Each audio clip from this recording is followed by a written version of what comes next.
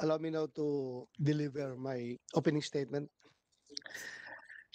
Law must be stable, and yet it cannot stand still. These are words from legal scholar and educator Roscoe Pound.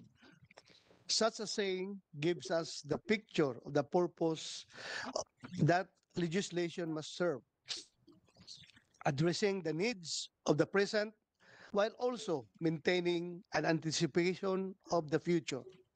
Today, we have before us a relatively young law, Republic Act number 11696, intended to give reparation to the Marawisids in the form of compensation. The law was enacted on April 13, 2022.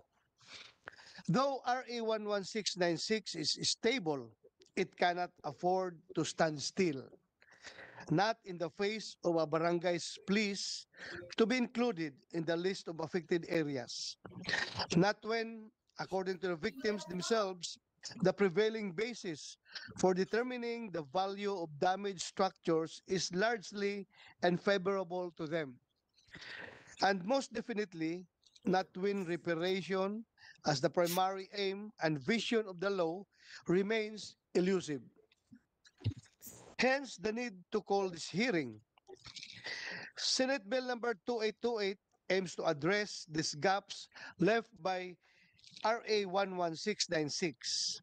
And with the help of all the resource persons present, your Special Committee on Marawi Rehabilitation and Victims' Compensation may now formulate a proposal that renders the existing legislation more stable than before.